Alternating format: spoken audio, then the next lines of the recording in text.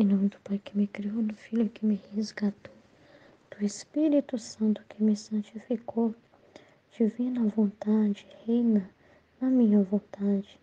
Ó minha mãe, eu te amo e tu me amas. Dá-me um colo da divina vontade para minha alma. Dá-me a tua bênção, Mãe, para que minhas ações sejam feitas diante de vossos olhos maternais.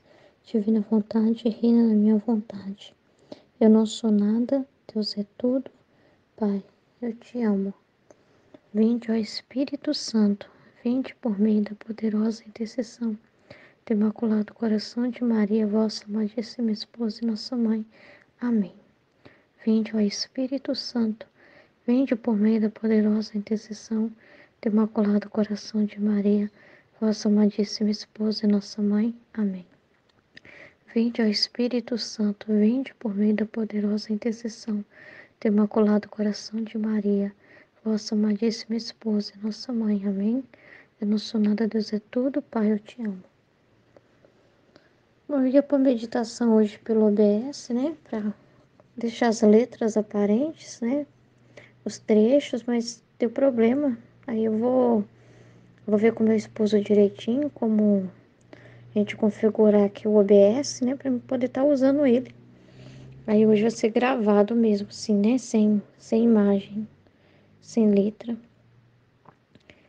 Então, vamos dar continuidade às meditações do Livro do Céu, do volume 4 ao volume 9. Hoje vamos meditar, o primeiro trecho vai ser do volume 4, 5 de fevereiro de 1901. Vê duas donzelas que servem à justiça, a tolerância e a dissimulação. Esta manhã, o bendito Jesus me transportou para fora de mim mesma. Fazia-se ver em um estado que movia a compaixão até as pedras. Nossa, Jesus aparece para ele em um estado que movia de compaixão até as pedras, né? Oh, como sofri, parecia que não podia aguentar mais. Queria aliviar-se um pouco, quase como procurar uma ajuda.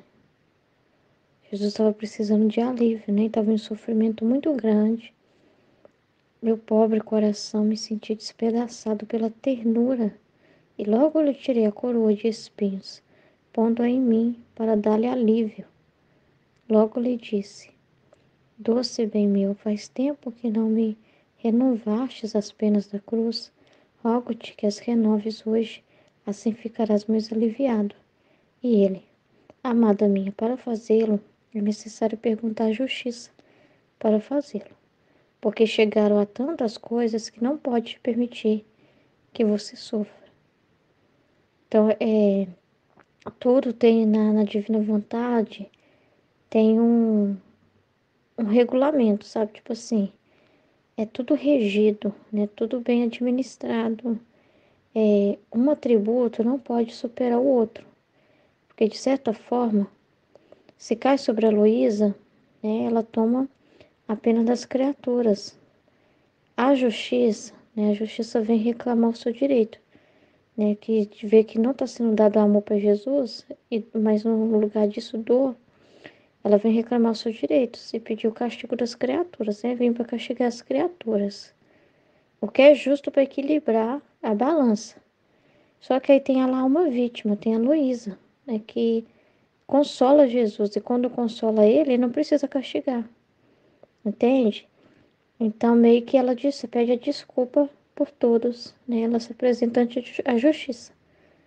Só que tudo é regido. Não pode ser assim. Não pode haver um desequilíbrio.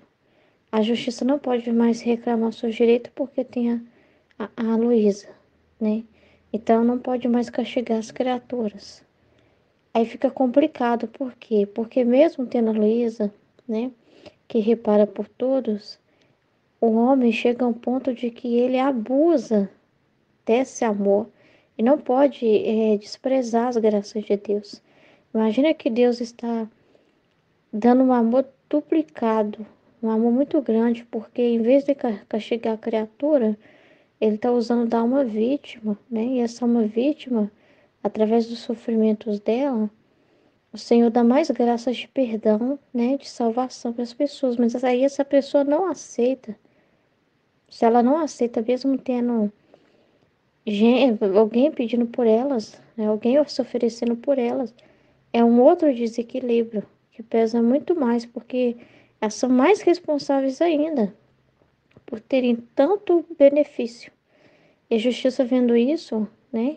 Sem contar que se a pessoa não aprende a receber no amor, tem aquele critério, né? Deve ser tocada então pelos castigos para ela sentir a dor dos pecados dela. Então, se ela, para ela sentir a dor, é necessário tocar elas naquilo que mais, né, vai doer, né? Naquilo que mais assim vai chamar a atenção delas, que é por meio dos castigos para desapegar da terra, então não é ruim. Porque é uma oportunidade para que elas se desliguem da terra, né? Uma oportunidade para que elas se voltem para Deus. E a cruz, né, foi divinizada, santificada por Jesus. O sofrimento, todos precisam passar. Então, como que vai poupar em tudo as pessoas de sofrer? E Jesus deixou bem claro que teria sofrimento até o final dos tempos, teria sofrimento, né, que era necessário. E sem contar que as pessoas, né, para manter o livre-arbítrio delas, né, tem um preço a se pagar. Então as pessoas não podem também ficar liberalmente usando o livre-arbítrio de graça, sem elas enfrentar as consequências das escolhas que elas fazem. Se elas entenderem o seguinte, tudo bem, faça o caminho que você quiser, você é livre, mas tem o caminho bom e tem o caminho ruim. Tem um caminho que vai trazer consequências boas ou consequência ruim. Mas se chegar lá e ela for para o caminho que tem consequência ruim e não tiver a justiça para tocá-las, como então elas vão entender? Como então elas vão aprender? Se não tiver a justiça, se não tiver realmente o castigo. Se não tiver. É igual o pai que fala assim, filho, né, se você me desobedecer de novo, eu já conversei com você. Eu vou te colocar de castigo, eu vou tirar o seu brinquedo. Aí o filho desobedece, na liberdade dele ele decide desobedecer de novo. Se o pai e a mãe não cumprem o que falou, né? Não tira o brinquedo. Como que vai entender que isso é sério? Que tem um preço a se pagar? Então não pode haver desequilíbrio. Os atributos de Deus todos andam em equilíbrio. Ninguém fica assim desfraudado, né? Fica sem voz, sem vez, né? Fica assim, não existe ator. A justiça não existe ator. Assim como a misericórdia não existe ator. Tudo tá em equilíbrio, regido pela divina vontade. Então, Jesus explica isso para Luísa. Para fazer isso, é necessário perguntar a justiça, né, porque aquela amargura de Jesus era uma amargura referente já ao extremo mesmo que estava o homem, né, da ingratidão diante de tanta graça. Então ele fala, para fazer isso é necessário perguntar a justiça para fazê-lo, porque chegar a tantas coisas que não pode permitir que você sofra. Então, que ela não pode, né, se ocupar do estado de vítima assim o tempo todo, por completo. Se tornaria até uma injustiça. E Deus ele não é injusto, né? Ele sabe medir tudo, né? Então, assim, aí deixa bem claro para Luísa que nem sempre, nem é todas as batalhas, né, que ela que ele vai usar dela como vítima para não castigar. Não é assim.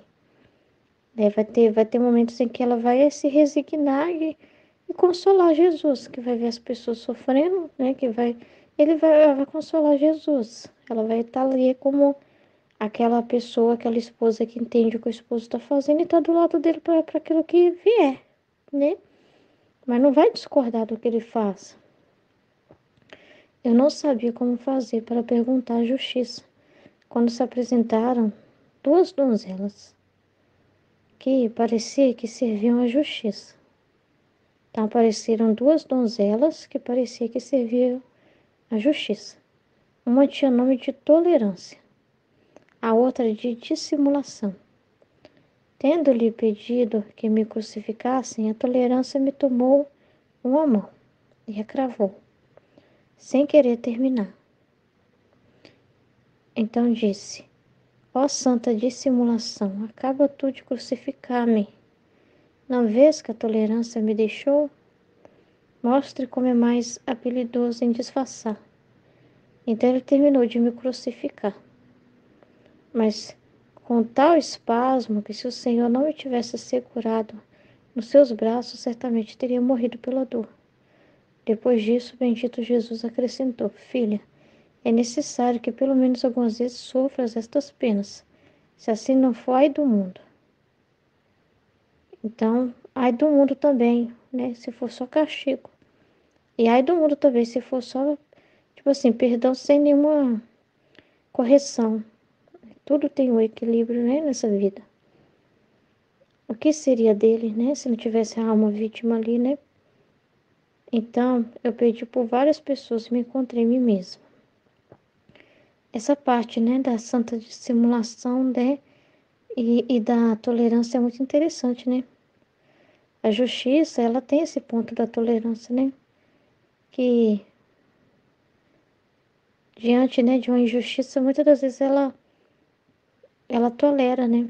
Ela tolera até um, um ponto, né? A justiça, sim, ela tem esse ponto da tolerância, de tolerar, né?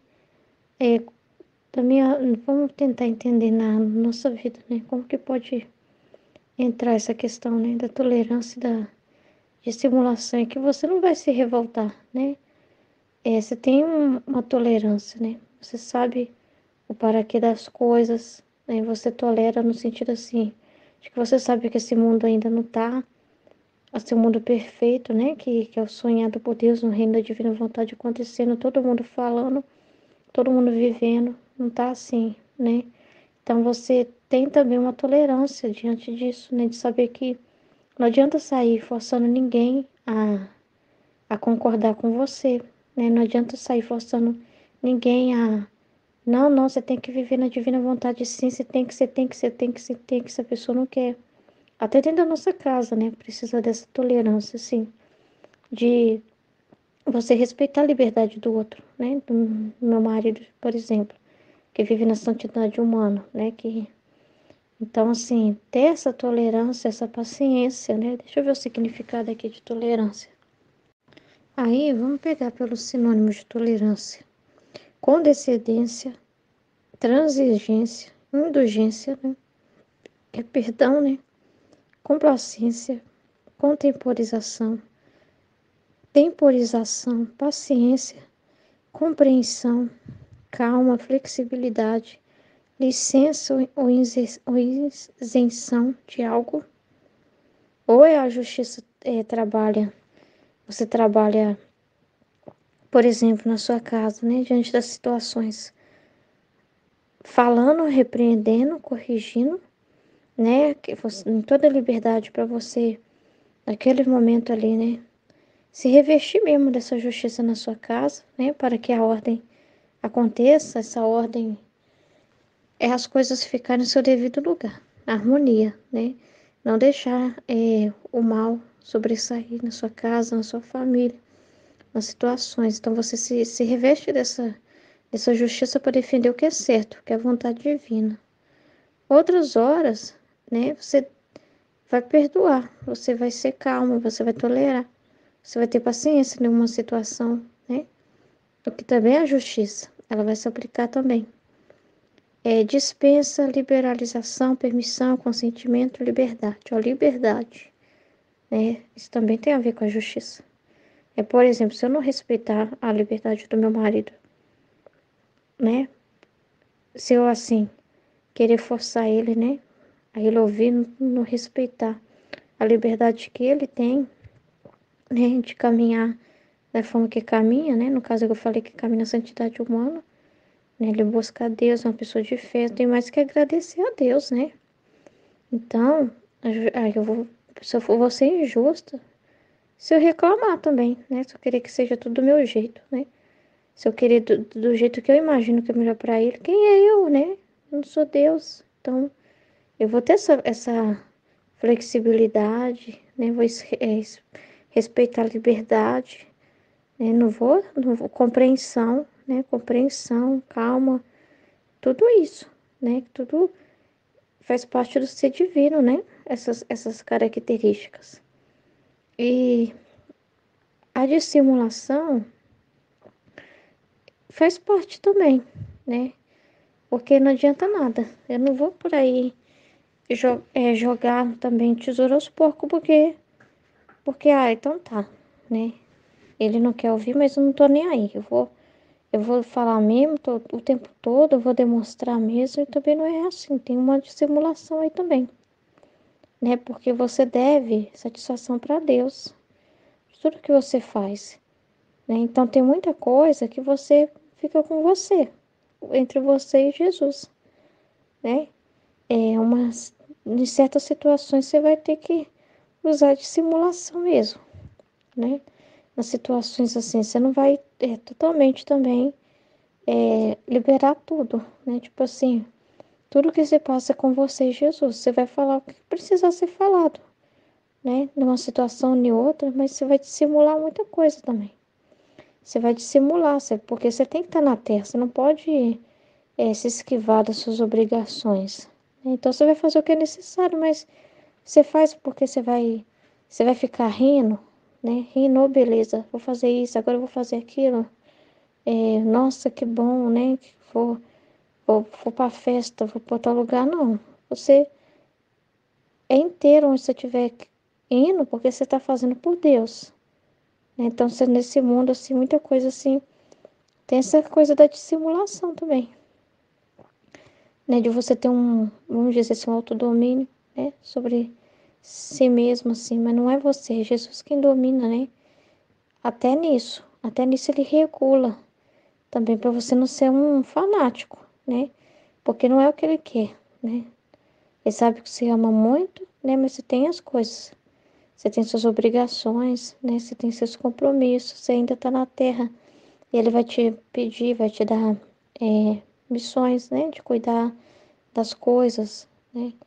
E você vê que dissimula muitas das vezes. Você não precisa sair para todo mundo. Por exemplo, se você estiver sofrendo, você não precisa sair gritando para o mundo todo que você ama a cruz e que você não tem problema nenhum com o sofrimento. Não, você vai dissimular, né? De certa forma, fazer o que tiver que fazer, né? Toma um remédio daqui, de lá, faz o que tem que fazer, vai no médico, né? Então você vive assim, tem um certo ocultamento, né? Tem um certo ocultamento até mesmo, né? Porque é aquilo, né? Você não vai jogar a pérola aos porcos, né? Não vai sair por aí, né? Ainda mais falando para quem não quer ouvir, né? Meu marido já deixou bem claro comigo.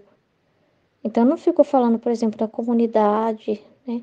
Às vezes eu comento uma coisa ou outra, mas eu não fico enchendo a cabeça dele, né? Então, assim, tem uma dissimulação.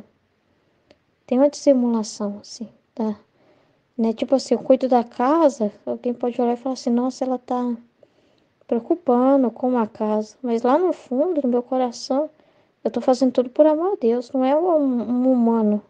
Parece que eu estou cuidando de coisas humanas. Na dissimulação, as pessoas vão ver que eu tô cuidando de coisas humanas, mas lá no fundo, eu não tô pelo humano. Ali eu tô pelo divino. Entende?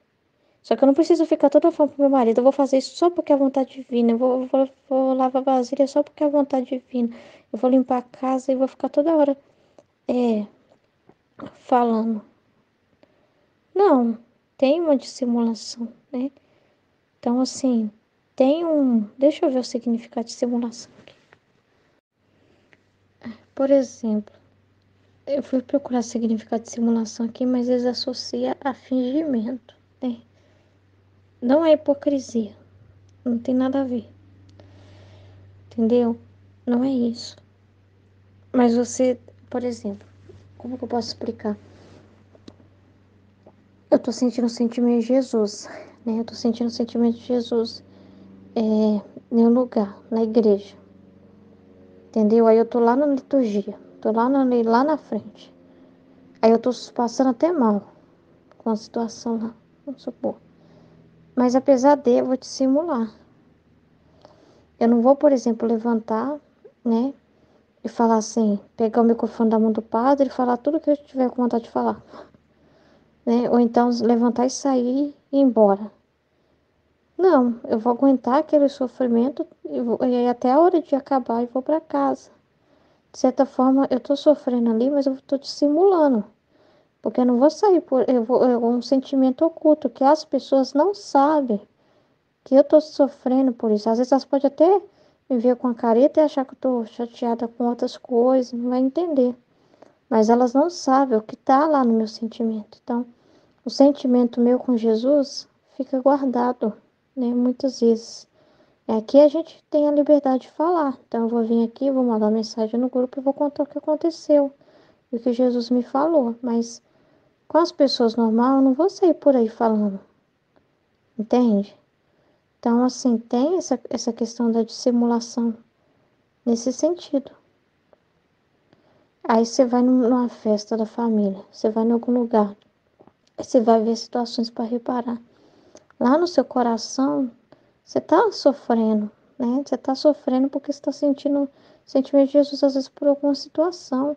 Às vezes nem ali naquele lugar pertinente, aquele lugar é pertinente que você conversou com Jesus antes, que Jesus falou com você, né? Mas você tá ali porque é da vontade divina que você esteja naquele lugar, mas lá no fundo, no seu coração, você tá ali só por Deus e você tá ali, mas está com os seus pensamentos, seus sentimentos em Deus. Mas as pessoas não sabem.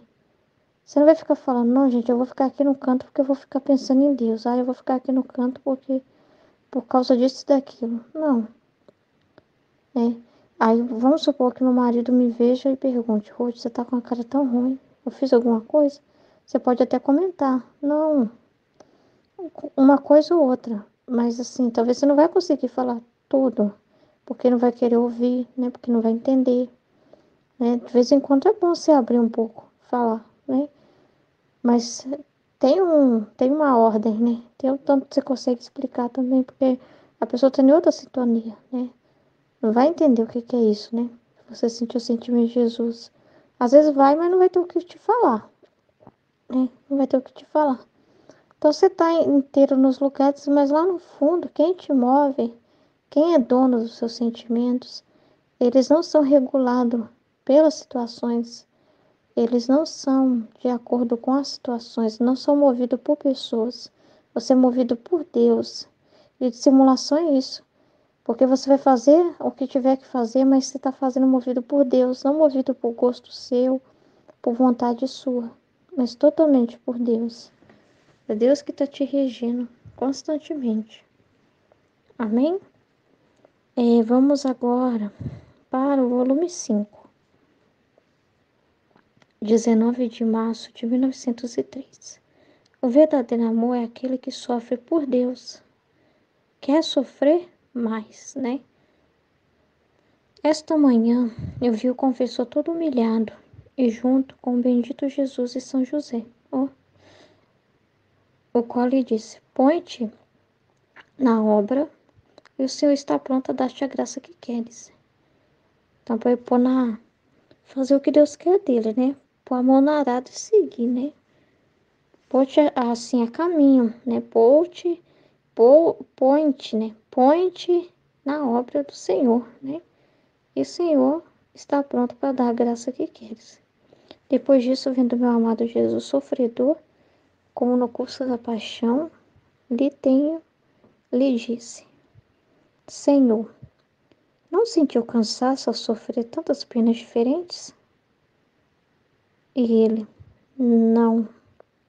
Antes, um sofrimento acendia mais o coração para sofrer outro. Estes são os modos do sofrer divino. Não só, mas no sofrer e no agir, não olha outra coisa que o fruto que dele recebe. Ah, é incrível, né?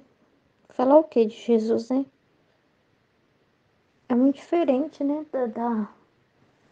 Do humano, né? Muito diferente mesmo. Né? A gente sofre né? Sofre e quer... E não vê a hora de acabar a dor, né? O sofrimento, né? E aqui não, ele fala que um sofrimento dele chama outro sofrimento. Um sofrimento dele chama outro sofrimento. Por quê? Porque estava vendo que aquilo estava sendo bom. Os frutos, né? Quanto mais ele sofria, né? Mais obras grandiosas eram realizadas, né? Em prol das almas, em prol da glória de Deus. Então, ele não estava olhando a quantidade de sofrimentos e nem os diferentes modos de sofrer. Ele estava olhando os diferentes frutos e as qualidades dos frutos que estavam sendo produzidos com cada sofrimento dele. A intenção, né? O efeito daquele sofrer, né? E para nos ensinar a ver diferente, né? A ver o sofrer diferente, a não ver o sofrimento como uma contrariedade que chega e só tira de você, só tira, né? Só destrói, só atrapalha, só faz você parece que voltar para trás, só atrasa a sua vida. Não, esse não é o verdadeiro efeito do sofrimento. Esses são efeitos na ordem sensível. Você sofre, você sente dor, é desconfortável, né? Incomoda, te incomoda demais. Às vezes você não consegue fazer as coisas dependendo do tipo de sofrimento, né? E você tem que esperar passar, né? Você vai lá e toma um remédio e espera passar, né? Mas os efeitos são poderosos, são bons, não são ruins, porque o sofrimento é um presente. O sofrimento é um presente conquistado por Jesus. Então, qualquer cruz que a gente passa aqui na Terra, ela é carregada de frutos, mas só vai ter frutos se a gente não reclamar do sofrimento e entender o propósito dele. Ligar os pontos, né? Ligar, olha, o Senhor está me mandando esse sofrimento, é bom para mim. É um presente que ele está dando, né? Esses sofrimentos eu posso unir a Jesus. Então eu não vou estar mais sozinha no sofrimento se eu unir ele a Jesus. E com certeza tem um para quê. Tem um propósito maior. Tem um bem enorme disso. É purificação, né? É muita purificação que está acontecendo. É um presente que está me dando, né? Me purgando aqui na terra. Então, tem frutos poderosos, né? Mas quando a pessoa reclama, como que saem esses frutos? Aí tem um trecho do livro do céu que fala assim, que sai um tronco do coração de Jesus e encosta no coração da Luísa, transpassa o coração dela. Desse tronco saem ramos, flores e fruto. Aí ele fala que as flores são as virtudes, né? E os frutos são os sofrimentos. E as pérolas preciosas é ela ter sofrido unicamente por amor a Deus. Olha só. Então, só de você aceitar o sofrimento, se você só aceitar o sofrimento, já tem uma virtude ali, da resignação. Mas se você unir seu sofrimento a Jesus, consciente na sua intenção, você entender isso, na sua inteligência, você entender que você está sofrendo, que é o Senhor que te mandou aquele sofrimento. Então você vai unir a Ele, aceitar como presente, e você vai ficar feliz, você vai comer aquele fruto, aquele aprendizado que está te dando com aquele sofrimento. Então, você saboreia os frutos. E se você fazer só por amor a Ele mesmo, mas por amor a Ele mesmo, assim, você ficar, nossa, eu aceito esse sofrimento, não pensando em mim, não colher nada para mim, não pensando que esse sofrimento eu vou, eu vou adquirir méritos para mim, coisa, ganho para minha alma, não. Só por amor a vós, eu quero te dar todo o louvor nesse sofrimento, eu quero te dar toda a honra nesse sofrimento. Meu Deus do céu, eu quero usar esse sofrimento para te louvar, para te bendizer.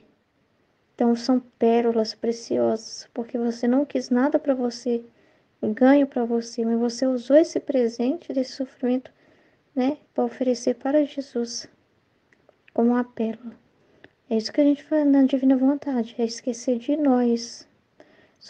Né, quando você não tem intenção própria, sua intenção é só amar a Deus, só amar a Deus e tudo que você passa, de bom ou não tão bom, tudo você visa a glória dele, unicamente ele, né?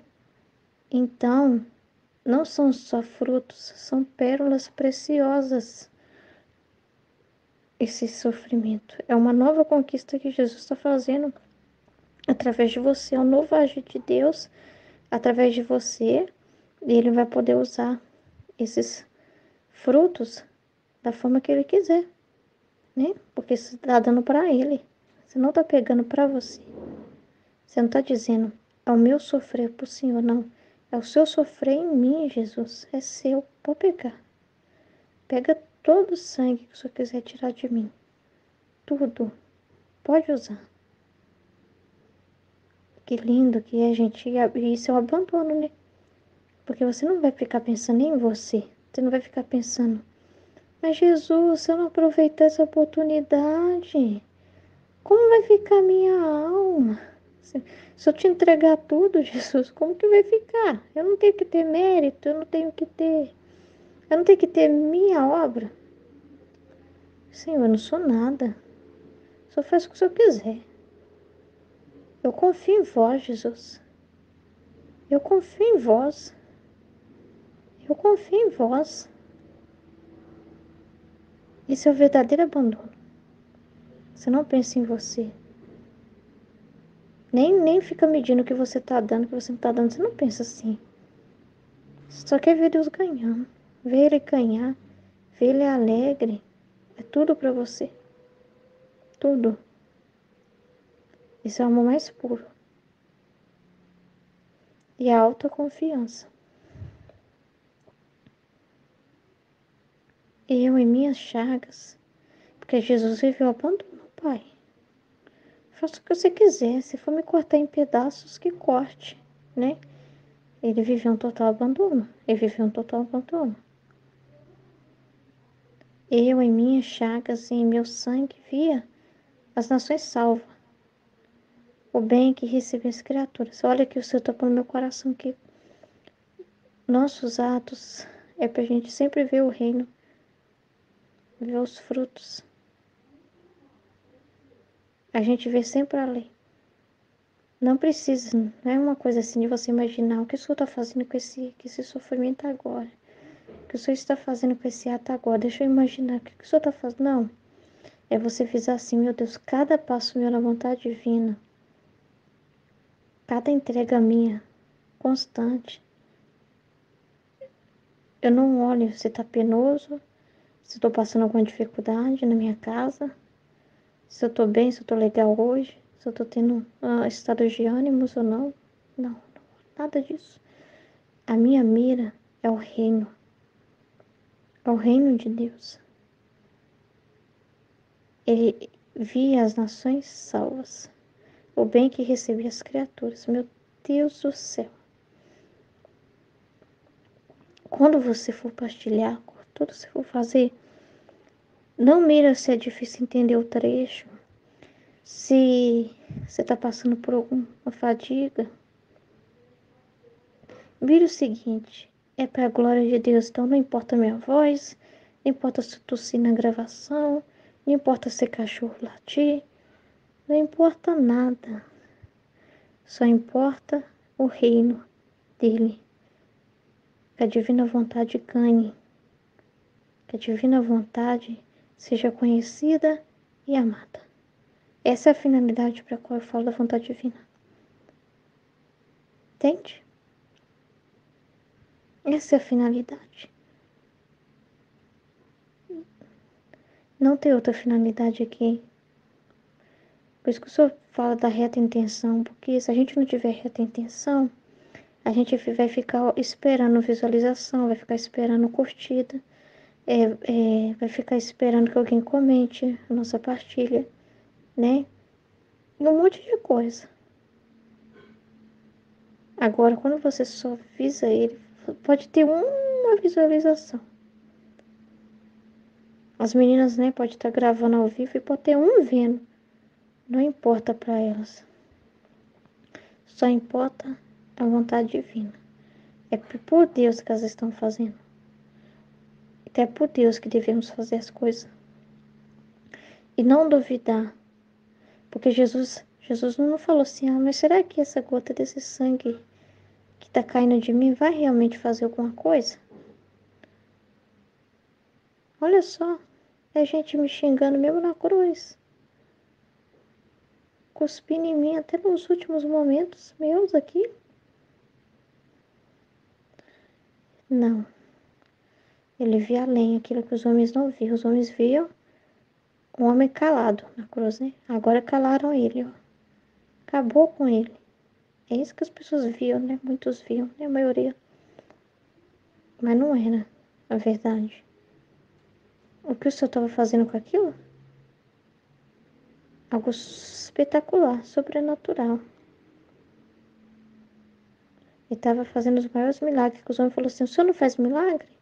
Então por que você não faz um milagre para você sair da cruz? Jesus estava fazendo um monte de milagre ali na cruz e eles não viam. Os milagres que Jesus estava fazendo naquele momento são incontáveis. O que produziu a vida de Jesus, gente? Porque os atos divinos são um ato único, né? E esse ato é imutável, é eterno. Então, se ele salvou, ele continua salvando. Perdoando, o perdão é eterno. Não é assim, eu perdoei hoje e amanhã não. É eterno tudo que Deus faz. Tem a característica de Deus, eternidade. Via as nações salvas, o bem que recebi as criaturas, e meu coração, antes de sentir fadiga, tá vendo? Se voltar para a dor, ele tinha tanta coisa para ver, né? Tanta coisa maravilhosa para contemplar, para que ele ia ficar preso na fadiga? Se a dor fosse o ponto final, a dor era só uma porta que se abriu para ele se derramar a nós. Senti alegria e ardente desejo de sofrer mais. Então, por quê? Porque viu o resultado foi favorável. O sofrer tem uma graça enorme. Então, se o sofrer produz frutos tão maravilhosos, meu Deus do céu, quanto mais eu sofrer, melhor. Quanto mais eu sofrer, melhor. Sofrer é lucro, não é desvantagem. Hoje em dia o mundo, né, vê tudo de cabeça para baixo, né? Quando alguém tá sofrendo, as pessoas falam: coitada, nossa, fulano tá com câncer, tadinha, fulano tá internado, foi atropelado, coitado, nossa, era tão jovem, né, tão feliz, tadinha, que azar, nossa. O certo era falar assim: nossa, ela é muito agraciada. Uma vez eu falei isso para a coordenadora do grupo de oração, a gente estava numa reunião e ela estava desabafando, né, os problemas dela. E ela falava: a minha vida é muita cruz. Meu Deus, se eu contar para vocês tantas cruzes que tem na minha casa. E o pessoal: nossa, Beth, é mesmo, tal. Eu virei para ela e falei assim: nossa, então você é abençoada demais. Você falou que tem muita cruz, você é muito abençoada. Ela falou assim: ah, mas não é só cruz, não. Na minha casa tem bênção também. Aí eu falei: a cruz é a bênção. Aí ela não deu muita ligança pra mim, não. Ninguém deu ideia pra mim, não. E continuaram falando.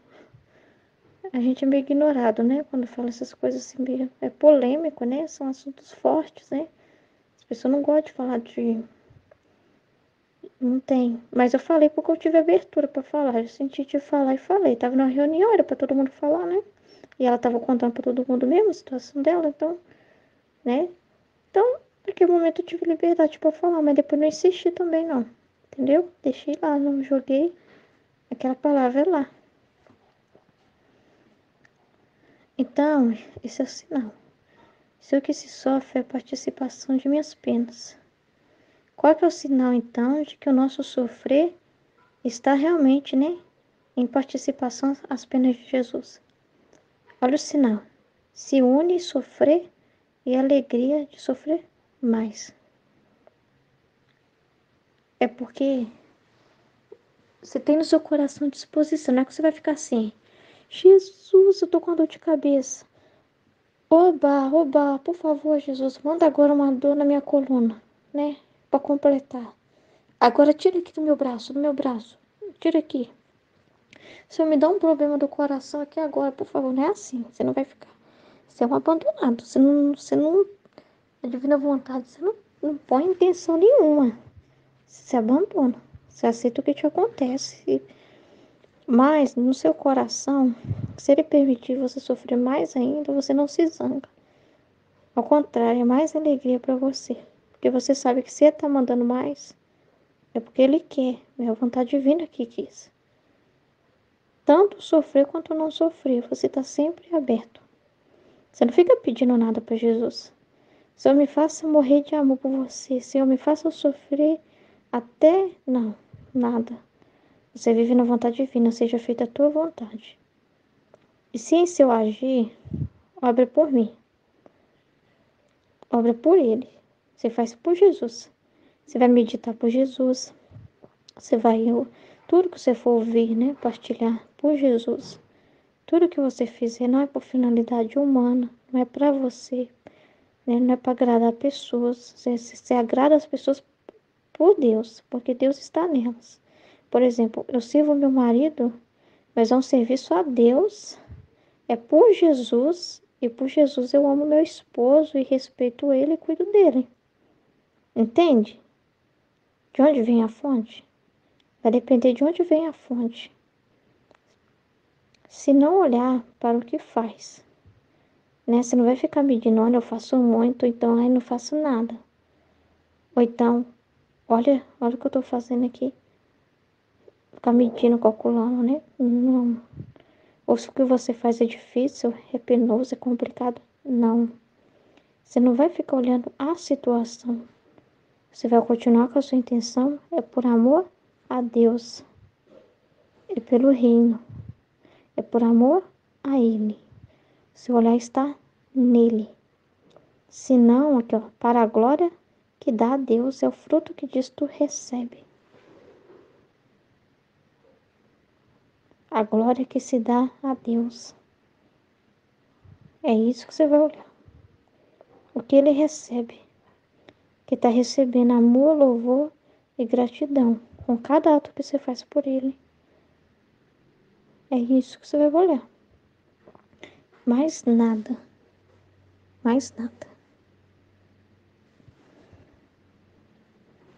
Trecho do volume 6.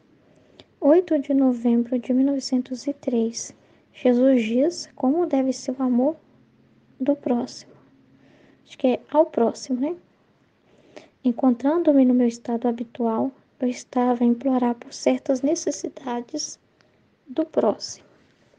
E o bendito Jesus, movendo-se dentro de mim, disse-me: com que fim rezas por essas pessoas? E eu: Senhor, e tu, por qual fins nos amaste? E ele: amo-vos porque sois coisa minha. E quando o objeto é próprio, sente-se como obrigado. É como uma necessidade amá-lo. Tá vendo que nós todos somos faíscas de Deus? Por que o Senhor nos ama? Ela pergunta assim: Senhor, e tu, por quê? Por qual fim nos amaste? Olha que pergunta maravilhosa, né? E ele: eu amo-vos. Por que que ele nos ama? Porque a gente é coisa dele. Coisa dele. Minha. Coisa minha. E quando o objeto é próprio, sente-se como obrigado. É como a necessidade amá-lo.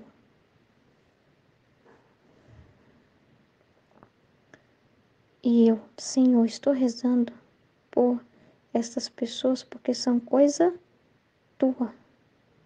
De outra maneira, não me teria interessado. E ele, pondo a mão na minha testa, quase me apertando, acrescentou: Ah, então é porque são coisa minha? Assim está bem, o amor do próximo. Que lindo, né?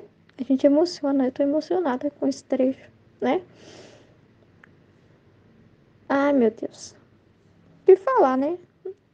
Nossa, eu me emocionei, senti uma emoção tão forte esse trecho, sem explicar não.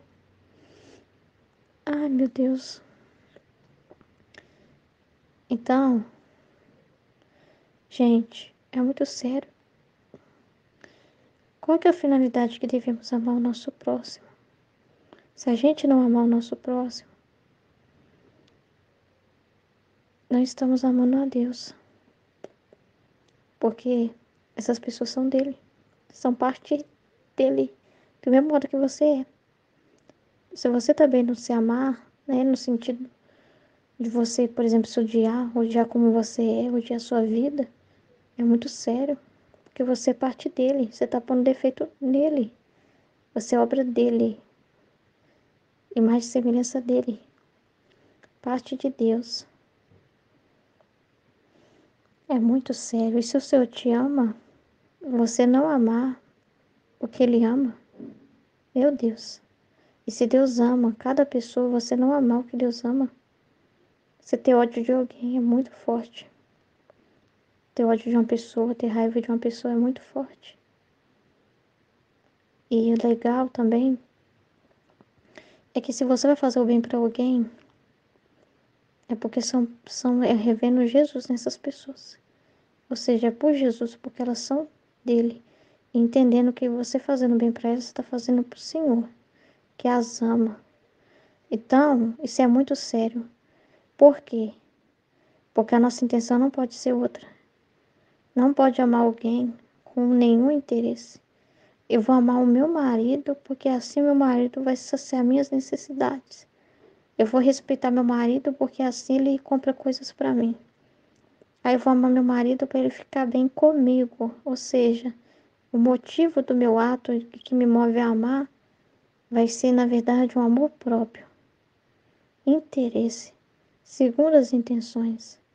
Para mim, para mim, para mim, para mim, para mim, para mim ganhar, para mim ser amada, para mim me satisfazer, para mim, para mim, para mim. Não, não. Só por causa de Deus. Sabendo que aquela pessoa é importante para ele. Então, quando você pôr alguém para você ajudar, você não vai pensar em outra coisa. Não vai pensar em nada. A não ser que você sabe que se o Senhor pôs aquela pessoa ali na sua frente, é para ele ser amado naquela pessoa. Você vai amar. E você cuidar daquela pessoa, você está cuidando do Senhor. Porque aquela pessoa é parte dele. Jesus está naquela pessoa. Então você vai fazer unicamente vendo Jesus no outro. Mais nada. Não vendo nada para você. Por isso que é muito triste, né? Pessoas que fazem uma caridade, um ato de caritativo. Eu nem sei se pode nomear caridade, mas que faz com a finalidade de ganhar alguma coisa, né? De ter algum benefício para si. É muito triste, né? Igual, por exemplo, um político em campanha.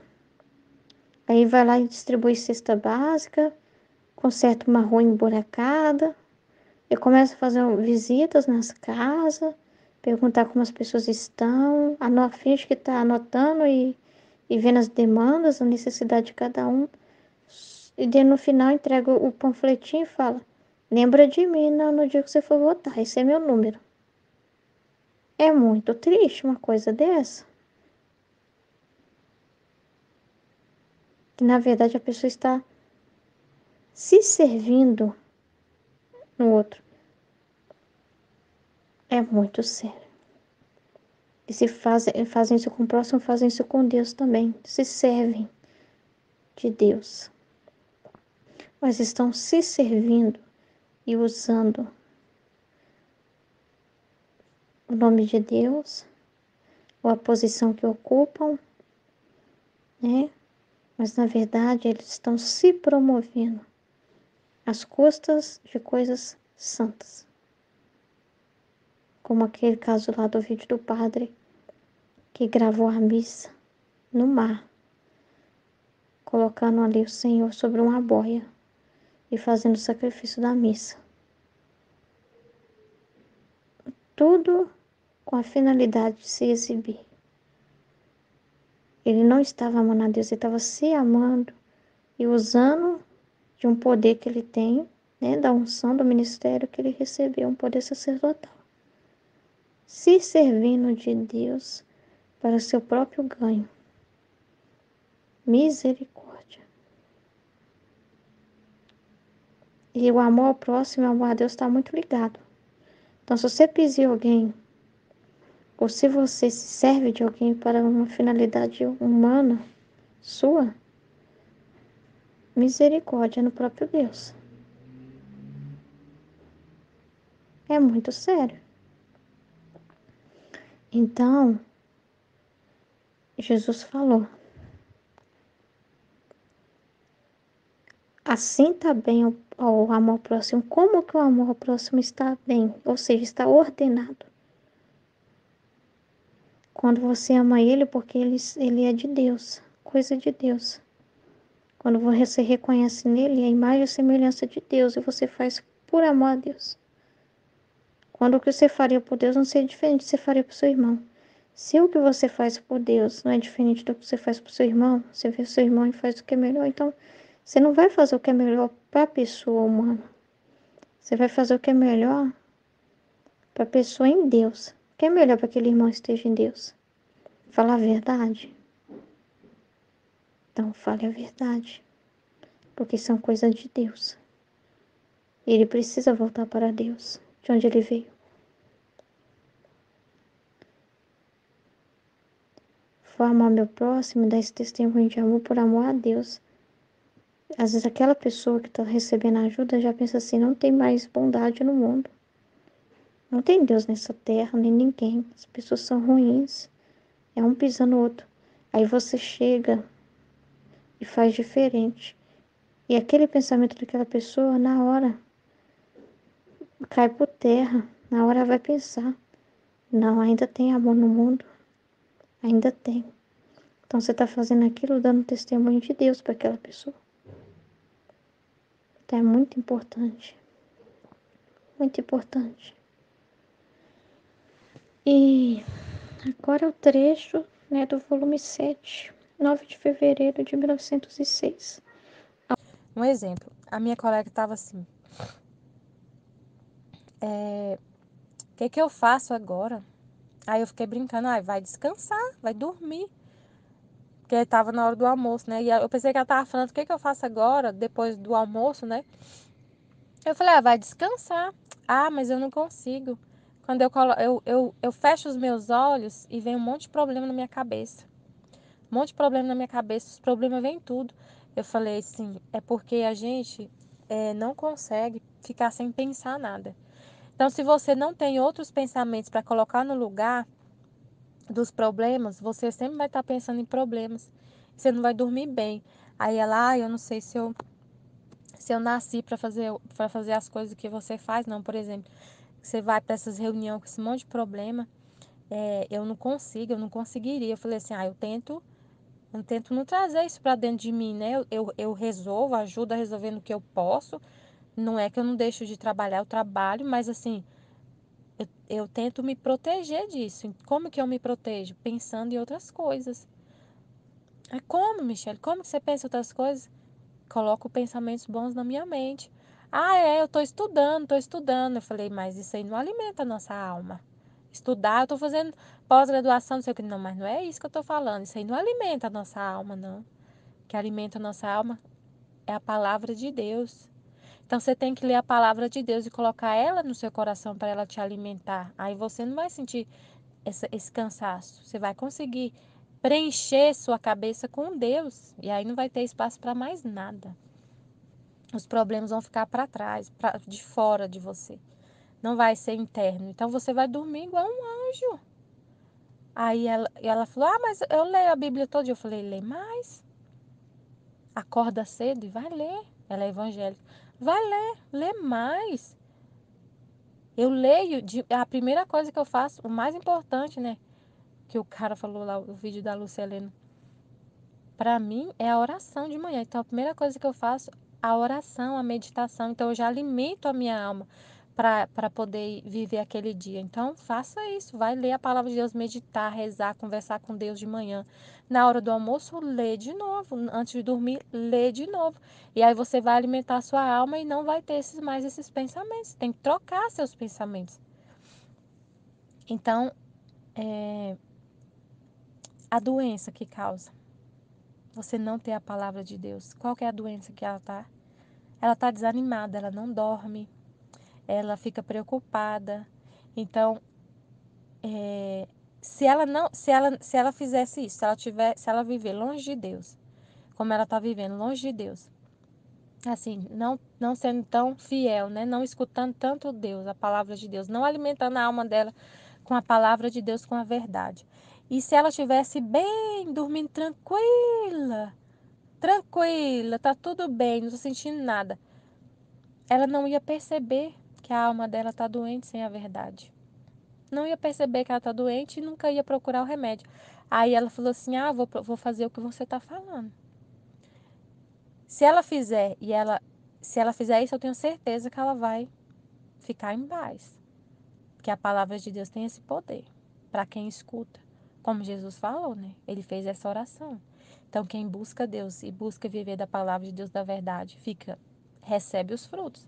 Porque Jesus orou e o Pai concedeu tudo. Então, se você quiser, você alcança isso, essa paz, apesar de tudo.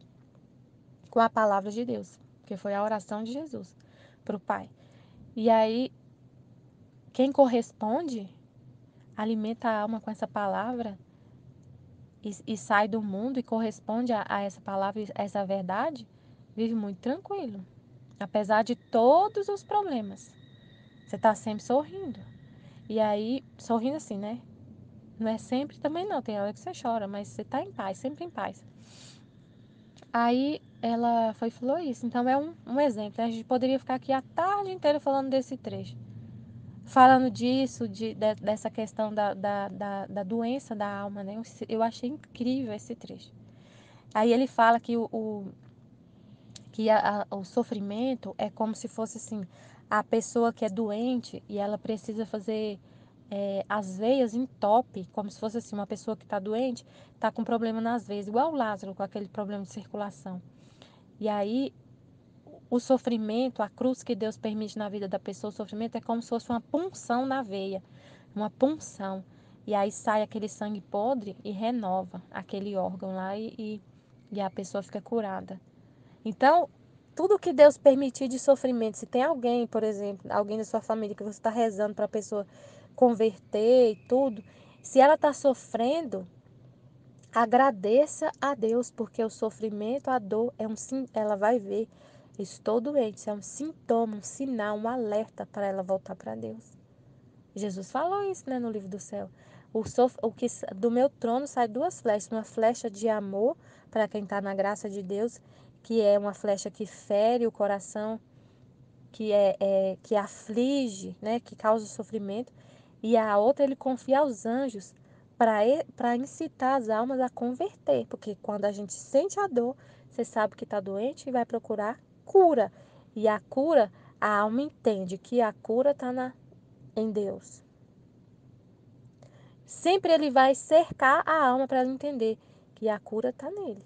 Se ela quiser ser curada mesmo realmente e não colocar resistência e corresponder, acontece a cura. Aí ele falou da guerra, né? Enquanto isso me parecia que há ondas daquele mar nos submergia a ambos. Quem pode dizer o que sofria? E como naquelas ondas se viam os preparativos da guerra, lhe disse: minha vida, quem sabe quanto durará esta segunda desordem, a segunda guerra mundial? Se a primeira durou tanto, o que será da segunda?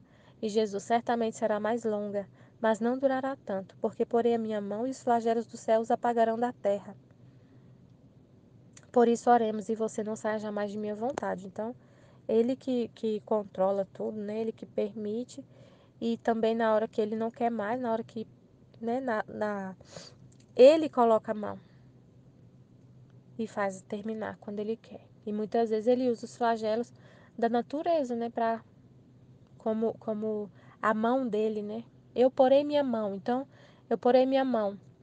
Chuva, vento, terremoto, é muito fácil para Deus colocar a mão e intervir, né? Por isso oremos e você não sai jamais de minha vontade. Então, a mesma coisa ele pede pra gente, não saiam jamais da minha vontade. Não saiam jamais da minha vontade, não saiam jamais da minha vontade. Que a gente fique muito firme nesse entendimento. Não sai jamais da vontade divina. Não sai jamais. Amém. Fiat.